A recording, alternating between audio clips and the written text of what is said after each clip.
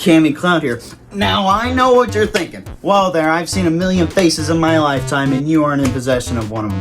Yeah, I'm somewhat of a new kid on the block when it comes to this whole, video format thing. You see, I started out as a seminar instructor, ranting and raving about multiple different scientific topics, but one trip to and escape from the psych ward later, I decided that in-person seminars weren't really my thing, so here I am with an all-new medium, a brand new video format. And what better place to start with than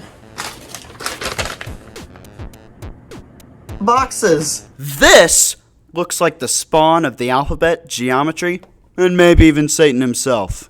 Matter! Something that very much, matters. You see, matter could be described as literally anything that takes up space.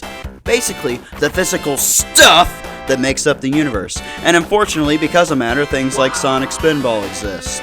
Just like how there's a vital relationship between a serial killer and a family in his fridge, there's a more important relationship between life, chemistry, and matter.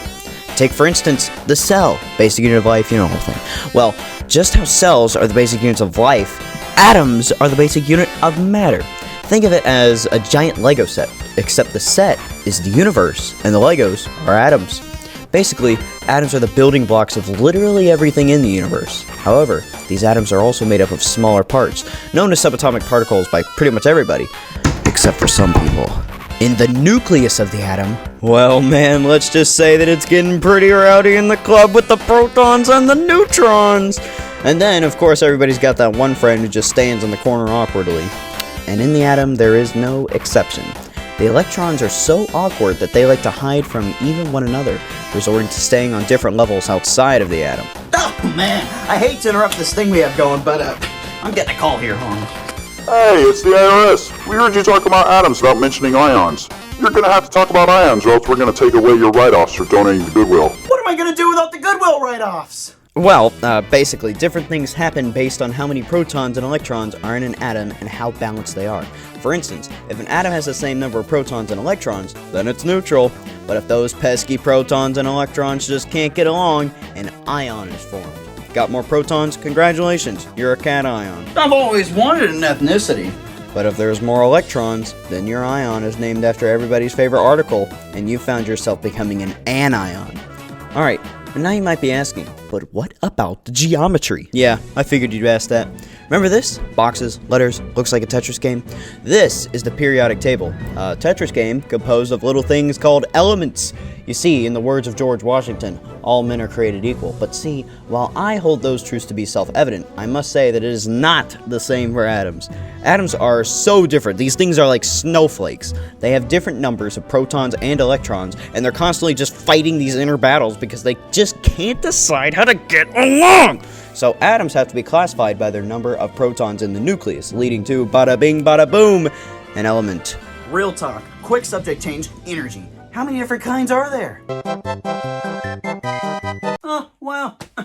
That's a lot of different kinds of energy in there. Reminds me of my bank account, having a lot of stuff in it. They might be zeros, but it's still a lot. Unlike how I felt the need to change the subject, the first law of thermodynamics feels that change cannot occur. Well, really the amount of matter in the universe cannot change. The state of matter is always changing.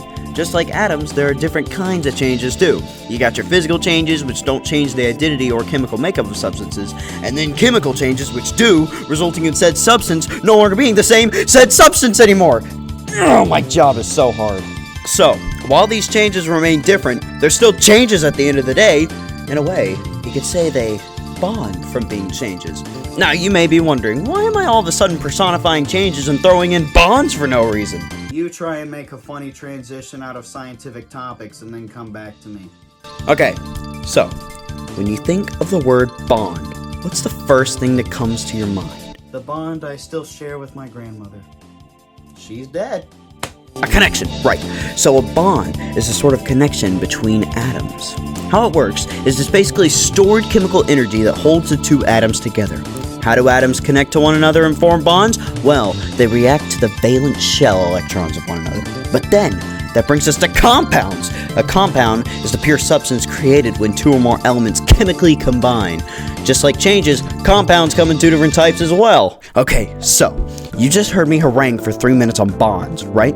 Well, in the process of bonding, some atoms give or take away electrons, and because of this messed up dirty Santa exchange, the atoms become charged. This attraction causes the atoms to bond, forming an ionic compound. However, this only occurs between metals and non-metals. Nice! It's like crossbreeding. However, there are some offenders to this rule. No. See, in the process of bonding, some atoms decide to cross the line and share their valence electrons. No. This creates a covalent compound and can only be explained because I guess the homies gotta stick up for one another, considering it usually occurs between two nonmetals.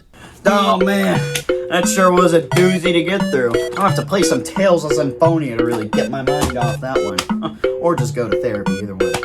Alright, so, my first ever foray into the wonderful field of